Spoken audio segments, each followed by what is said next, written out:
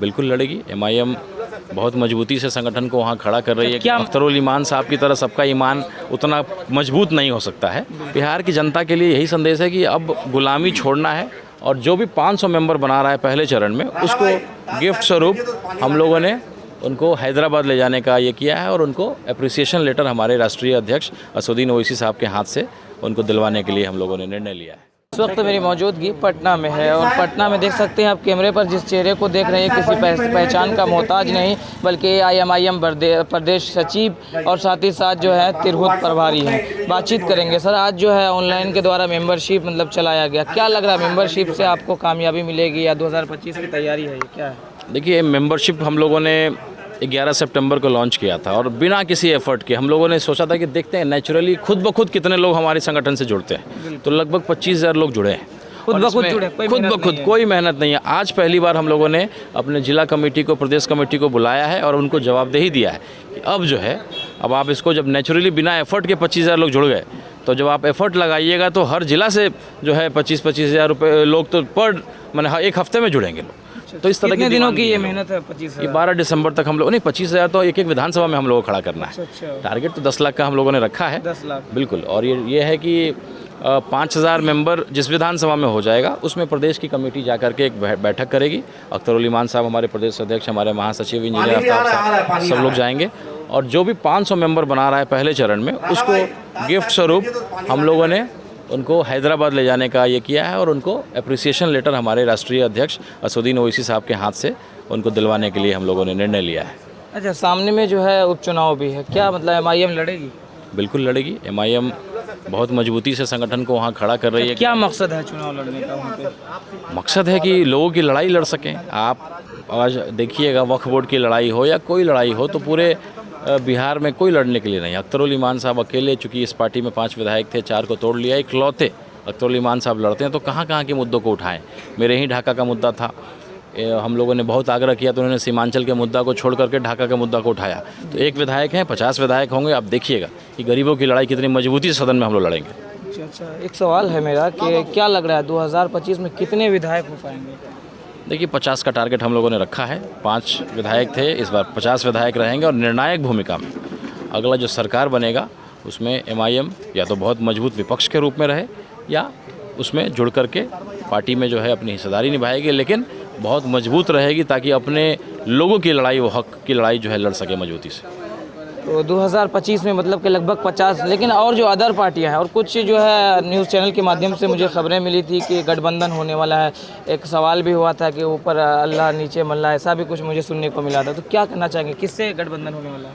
देखिए, जो भी सेक्युलर मिजाज की पार्टियां हैं, लाइक माइंडेड पार्टियां हैं, उनसे हम लोग गठबंधन कर सकते हैं। बिल्कुल हम लोग का दरवाज़ा खुला हुआ है। अब उदाहरण के तौर पे लीजिए, आरजेडी वक्फ बोर्ड की लड़ाई नहीं लड़ सकती। मैं एक हाइपोथेटिकल सिचुएशन बताता हूँ। अच्छा, क्या कमी है? लेकिन अगर नहीं लड़ती है, क्योंकि उसको बैलेंस बनाना है, तो उस परिस्थिति में आप अगर हमारे साथ गठबंधन में रहते तो हम आपकी लड़ाई लड़ते।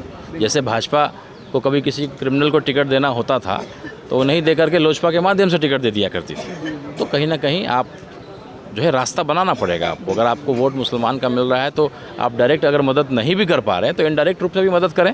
और अभी आपने देखा कि हरियाणा के इलेक्शन में क्या हुआ। अगर आम आदमी पार्टी के साथ गठबंधन हो गया होता हरियाणा में कांग्रेस का, तो मुझे लगता है कांग्रेस सरकार में होती। 4-5 सीट डायरेक्टली आम आदमी पार्टी की वजह से डैमेज हुआ है। तो यहाँ गठबंधन होगा तो कोई इशारा मतलब किसी पार्टी की तरफ या कोई, जैसे कि फोटो वायरल हो रहा था वीआईपी उसके? देखिए, भाजपा को छोड़ करके या भाजपा के साथ जो उसको छोड़ करके जो सेकुलर पार्टियां हैं, हम लोग किसी के साथ भी जा सकते हैं। मुकेश सहनी जी निश्चित रूप से एक बड़े नेता हैं और सहनी समाज की लड़ाई लड़ रहे हैं, गरीबों की लड़ाई लड़ते हैं। पूर्व में भाजपा के साथ थे, अब पूर्व में थे, लेकिन अब तो उनके खिलाफ लड़ाई लड़ रहे हैं, मजबूती से लड़ाई लड़ रहे हैं। उनको बुलाने का बहुत प्रयास किया, लेकिन उन्होंने अब अपनी गलती को महसूस कर लिया और उन्होंने ठाना है कि अब जो है सेकुलर पार्टियों के साथ ही राजनीति को करना है। अच्छा, तो मतलब हो सकती है गठबंधन की संभावना? बिल्कुल बिल्कुल स्वाभाविक है। राजनीति जो है, राजनीति में संभावनाओं का जो है हमेशा दरवाज़ा खुला रहता है और कोई पार्टी, सेकुलर पार्टी भाजपा को छोड़ करके कोई पार्टी आती है तो हम लोग गठबंधन के लिए तैयार हैं। अच्छा, एक सवाल है मेरा, जैसे कि आज हम लोगों ने जो है ऑनलाइन के माध्यम से या जिस तरीके से भी हो जिला अध्यक्ष बनाया, युवा जिला अध्यक्ष, क्या युवाओं को 2025 में कितने युवाओं को कितना % का मौका मिलेगा? देखिए, हम लोगों ने जो ऑनलाइन मेंबरशिप प्रोग्राम को शुरू किया है, केवल एक ही मकसद है। अब हम किसी व्यक्ति को पहचानते हैं कि कितने मेंबर आपने बनाया, पहले होता ये था कि अगर आपको अपनी पहचान बतानी हो तो आपको अपने ज़िला के किसी पदाधिकारी का ज़रा चापलूसी करना पड़ेगा, फिर वो प्रदेश वाले के पास करना पड़ेगा, फिर जो है थोड़ा सा, तो ये उसको ओपन डोर पॉलिसी किया है।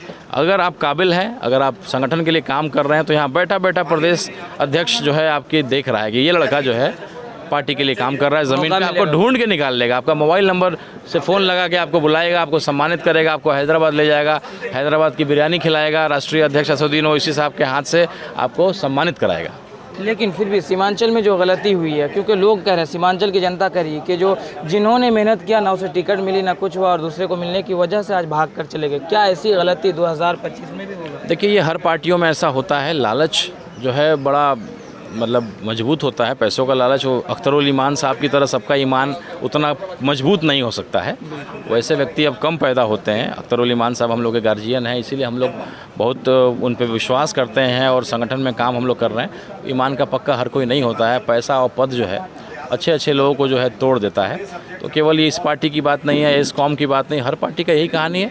आरजेडी के कई नेता टूट करके गए, जब इधर अविश्वास का माहौल बना था, तो आरजेडी के भी कई विधायक टूटे, जदयू के भी कई विधायक टूटते हैं, तो ये तो बना रहता है। भाजपा तो इसमें मास्टर महारत हासिल की हुई है। लोटस, ऑपरेशन लोटस जो है बराबर चलता रहता है उन लोग। अच्छा, बिहार की जनता के लिए क्या संदेश है आखिरी सवाल?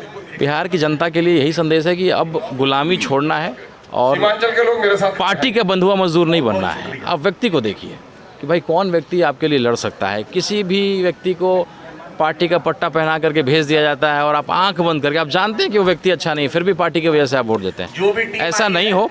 और ऐसे भी आप देखिएगा कि अब जनस्वराज के आने के बाद और भी हम लोग के पार्टी बनने के बाद अब लड़ाई दो तरफा नहीं होने लगी। हमको डर लगने लगी है क्या जनस्वराज? नहीं, जनस्वराज तो अच्छा कर रही है। जनस्वराज को तो हम उसकी तारीफ करते हैं क्योंकि उसने दरवाजे को खोला है और अगर मुस्लिम भाइयों को जगाने का काम कर रही है तो अच्छी बात है, क्योंकि हमें मालूम है कि मुस्लिम जब जाग जाएंगे 10% अगर जनस्वराज में तो 90% MIM में आएंगे। मतलब हुआ अच्छा काम कर रही है। अच्छा, अपने बैनर तले काम MIM का हो रहा है। लड़ाई त्रिकोणीय कर रही है, प्रयास अच्छा कर रही है। कम से कम जात पात और धर्म की बात तो नहीं हो रही है, शिक्षा की बात हो रही है, स्वास्थ्य की बात हो रही है, तो ये अच्छा प्रयास है, हम लोग तारीफ करते हैं। चलिए, बातचीत और क्या कुछ कह रहे हैं इन लोगों की राय पे कमेंट कीजिएगा। फिलहाल अंतिम न्यूज़ के माध्यम